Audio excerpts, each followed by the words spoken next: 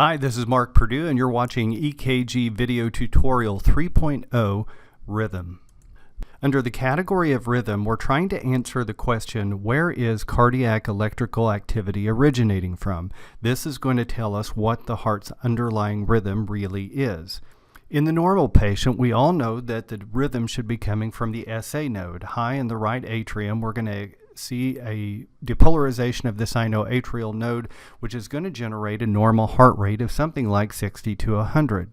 So let's ask ourselves, what do sinus P waves look like? When we look at an EKG after we've determined the rate, we're moving on to rhythm, and we're looking first for sinus P waves.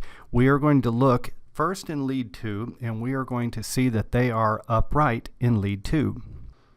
Additionally, we're going to look in AVR and see that in sinus rhythm, P waves will be upside down in AVR. Now you can see in V1 that they're a little bit biphasic, representing the right and then left atrial depolarization. Also, the P waves in a particular lead need to be uniform in shape and appearance. If we have several P wave morphologies, that may represent some multifocal underlying rhythm. Additionally, we should only see one P wave per QRS complex. Let's take what we've learned and look at this EKG here. Starting with rate, I'm going to come to this QRS complex and say 300, 150, 100, 75, 60, 50. So this rate is something like 54. Now we go on to rhythm, so we're going to look immediately to lead 2, and we're going to see that we have upright P waves in lead 2, and then we're going to come over to lead AVR and then see that we have an inverted P wave in AVR. If we see also that we have one P wave per QRS complex and that the P waves within a particular lead are of the same size, shape, and appearance, which they appear to be in this rhythm strip, then I think we can rest assured that this patient's rhythm is originating from the sinus. If we take that combined with the patient's heart rate as something along the lines of 54, the correct interpretation so far would be sinus bradycardia. Let's look at this EKG also. First, we're going to do rate.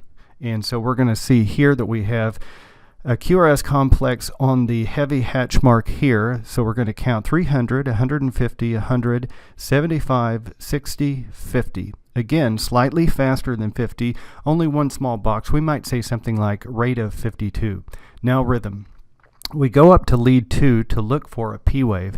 We have this kind of broad, slightly humped feature here, which could represent a P wave. That's not especially helpful, but the overall voltage for this lead is kind of low. So let's go up to lead 1 and see if we can see something that looks more P wave-ish, and we do indeed. So we do have an upright P wave here in one of the limb leads. Let's look at AVR for confirmation, and here we do see definitely an inverted P wave as well as a QRS complex and T wave in AVR. So the leads are hooked up correctly. The rhythm appears to be originating from the sinus node, and then again with a rate of 52, this is going to give us an interpretation of sinus bradycardia. Again, let's look at a 12-lead EKG. Here is a QRS complex which falls on a hatch mark, so we're going to count 300, 150, 100. With each of these boxes representing 10 and it being short one box, I'm going to say that the rate is 110. Now for rhythm, we're going to come up to lead 2 and we're going to look for P waves. And here we see very obvious P waves, P wave, P wave, and then we have a QRS and a T wave. All of that looks normal. When we come up to AVR, we're going to see definitely an inverted P wave, QRS, and T wave. If we take the rate of 110 and combine it with what appears to be the presence of definite sinus P waves, we of course will have sinus tachycardia. Let's look at this rhythm strip. It comes from lead 2. What we can see here between these hatch marks are going to be a 1-second marker, and there's 6 of them. So this is a 6-second strip, and so what we can do is count all of the complexes within this strip and multiply it times 10 to get an estimated heart rate. There are in fact 6 QRS complexes, and so our rate is estimated to be 60. Now let's look at for rhythm. Here we have a P wave, a QRS, a P wave, a QRS, a P wave, a QRS, a somewhat prolonged interval, but then a P wave and a QRS and a P wave and a QRS. What's catching our eye is that we definitely have what appear to be sinus P waves, but there appears to be some variability in between heartbeats. Indeed, if we take this kind of ruler and we draw it between here and here, we can see that if we copy and paste that same ruler, there is a prolonged interval between heartbeats. Why should this be so? Well, this is a case of sinus arrhythmia. Sinus arrhythmia is a completely normal variation on heart rate.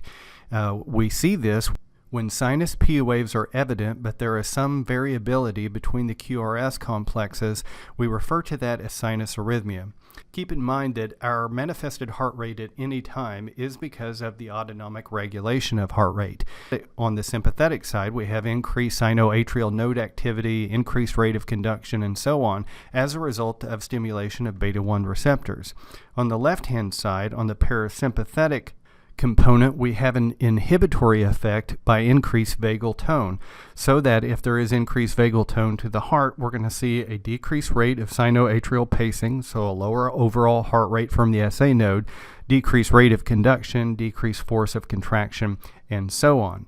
In young, healthy people, there tends to be a very robust responsiveness to variability in the sinus node, so that even with respiration, deep breath and then expiration will show this variability. That's because of slight changes of intrathoracic pressure and how they relate to the expression of vagal node conduction. We have a different thing here altogether, though. Note to the left-hand side of your screen we have what appears to be a P wave, a QRS complex, and a T wave, and then another one, and then to the right we would expect there to be a beat right about here, but nothing. The sinus pause continues to go on for quite some time until we see the emergence of a narrow complex beat, and then with this narrow complex beat, subsequently we see the resumption of what appears to be a sinus beat associated with a sinus P wave. This, of course, was a sinus pause, and what has happened is as a result of that pause, an escape beat has occurred. The J denotes that it comes from the junction. So this beat is narrow complex. It is capable of generating sufficient cardiac activity with a single beat, and it doesn't have a P wave, so we presume that this came from the junction. And good for him that it did. Stationed throughout our entire heart, both the atria, junction, and ventricles are backup pacemakers. In the atria, we have foci with the property of automaticity, that is, the ability to generate a cardiac pacemaker, and the inherent rate of atrial foci is 60 to 80 per minute. In junctional foci, they also have the capacity of generating a pacemaker, and they have the inherent rate of 40 to 60 per minute. And then, of course, ventricular foci have the capacity to generate a rate of 20 to 40 a minute. Let's see how this looks. In atrial automatic foci, they can generate a rate from 60 to 80 a minute, so that if the sinoatrial node does not show up for work and generate a sinus pace, the atria can kick in, and here's how it's going to look on the EKG. Here we can see in lead 2 that we have a QRS complex and a T wave, and when we look here for what should be a sinus P wave, it's upside down. Now we verify that the leads are correctly hooked up, and then when we look at AVR, we can see that the QRS complex and T wave are upside down, but the P wave is right side up. That's because this is ectopic atrial rhythm. If this occurs in the context of asystole, then we would refer to this as an escape rhythm. Let's imagine that there is blockage at the AV node, but distal to that there are ectopic foci capable of generating pacemakers. That's exactly what's going to happen in cases like this. If you look in panel A, we've got a sinus bradycardia with a rate in the low 40s, and it continues into panel B, but the rate continues to go down, and then sinus activity ceases, which leaves a junctional rhythm to initiate. We say this is junctional because it's narrow complex. It looks just like a sinus beat, but it doesn't have that P wave. And you can see that it tends to follow that rate of 37 to 40, just like in our graphic. If you come down to panel C, you can see that a junctional beat continues, and then we have the initiation of new sinus activity. There's a sinus P wave, but no conduction, so a junctional beat, and then at long last a P wave that does get conducted and produces a QRS complex and a T wave, the resumption of sinus rhythm. So this brief period where the junction was producing beats to maintain cardiac output would be referred to as a junctional escape rhythm, and they have an inherent rate of 40 to 60. In the case of idioventricular escape rhythms, ectopic foci will start firing off in the absence of sinus, atrial, and junctional beats. Their appearance is going to be something like this. Note the very low rate between 20 and 40. Here the rate appears to be along the lines of 30. There are no P waves, and note the kind of wide, bizarre appearance of the QRS complexes associated with ventricular escape rhythms. Here you can see on the left our idioventricular escape rhythm, and then on the right you can see a souped-up version of this. In accelerated idioventricular rhythm, that rhythm can be sped up to a rate between 50 and 100. Here you can see there is an accelerated idioventricular rate between 50 and 100, and then the resumption of sinus rhythm as indicated by P waves. Our point here is that we want to make you aware that these escape rhythms can have accelerated forms. Now, if this particular ventricular rhythm were above 100, we would then refer to that as ventricular tachycardia. We'll talk more about that later in the 3.0 series. So there are all of these ectopic foci stationed throughout the heart. Ectopic comes from Greek, which means out of place, meaning simply they are not within the sinoatrial node. And it's a good thing that we have these, as you can see, that they can provide backup pacemakers. But you might be asking yourself, do these ectopic foci ever fire off early or out of place in terms of cardiac cycle? And the answer is yes, they do.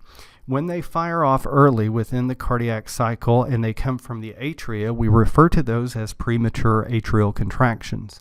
When they fire off early in the junction, we refer to those as PJCs, or premature junctional contractions. And then lastly, premature ventricular contractions we refer to as PVCs. So ectopy, or all of these premature beats that show up early, these can both be normal and they can be associated with underlying disease states. Lots of young healthy people will have, say, PVCs here and there, and they actually become less numerous with exercise. But sometimes you can have ectopy, or premature beats, that are associated with some kind of enhanced automaticity. In the case of epinephrine or caffeine or some pathomimetics like amphetamine, or even hyperthyroidism, that can cause the discharge of numerous ectopic foci in the atria and junction.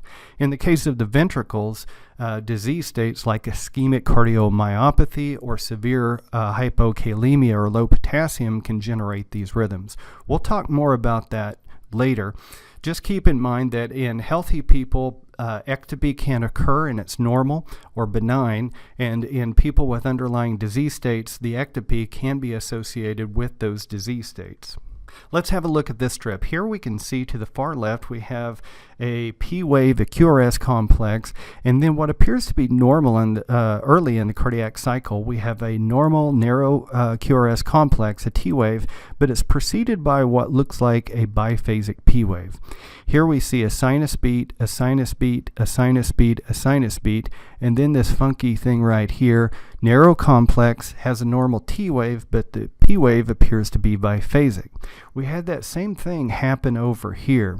Now, if we measure the interval denoted by this ruler here, we can see that this interval is significantly longer than this interval. And if we look back over here at this complex, sinus, P wave, QRS, T wave, and then this early beat, you're going to notice right here that there's a brief period, what we will refer to as a compensatory pause. What we are looking at, of course, are premature atrial contractions. What happens with sinus P waves are shown here, and then here and here, and then we have a premature atrial contraction. We have this inverted P wave, we have the QRS and T wave, and then the compensatory pause. What's happening is the sinoatrial node is actually resetting itself for a resumption of sinus rhythm, and it takes a little pause to regain that repolarization. So here we have a strip with a P wave, a QRS, and then this big, wide, bizarre complex, and then a brief compensatory pause. This, of course, is a premature ventricular contraction. Because PVCs come from the ventricle and they conduct way down in the ventricle and back up toward the heart, they produce this wide, bizarre complex because of retrograde conduction. Now, ectopy, whether it's atrial or ventricular, can also occur in a pattern. When you have a PVC every other heartbeat, that is sometimes referred to as ventricular bigeminy. When you have atrial bigeminy, that of course is just a premature atrial contraction every other sinus heartbeat. Another thing you can see is a blocked premature atrial contraction. Here you can see a normal PAC, P, QRS, and then a P wave and a QRS, and then a compensatory pause. And then you can see here we've got a P, a QRS, a P that is kind of fused with the antecedent T wave, but sufficient for us to look at it and regard it as a P wave. Lastly is aberrantly conducted premature atrial contractions. You can have a sinus beat, a sinus beat, a sinus beat, and then here you can have a P wave indicating that it is indeed a premature atrial contraction, but then it can produce a wide bizarre complex that almost looks ventricular. This wide complex is the result of aberrant conduction. This occurs occasionally, and the reason I mention it is that when we treat tachycardia, sometimes there will be a question between a tachycardia associated with aberrant conduction, such as in left bundle branch block, versus a ventricular tachycardia, so more on that later. So we've discussed isolated irregularities. On the right-hand side, we had escape beats. We know that there are occasionally, whether from vagal tone or from some underlying disease states, atrial sinus pauses. These pauses can go on long enough that areas throughout the heart have to chip in and provide cardiac output. So we can see things like an atrial or a junctional or a ventricular escape rhythm, and the escape is from asystole. If you have no heart rate, you have no life. If these escape beats persist, they can form what we refer to as an escape rhythm. On the left-hand side, we saw that those same ectopic foci that are capable of making pacemakers can sometimes fire off early. They can occur early in the cycle, and they can occur in isolation, just a PAC or a PVC here and there, or they can occur in a pattern every other beat, like in bigeminy. Later on, we're going to find out that these ectopic foci, if they become significantly automatically enhanced, they can persist to form a tachycardia. Next up is 3.1 in the rhythm series. We're going to talk about tachycardias that arise from above the ventricles and are mostly regular in nature.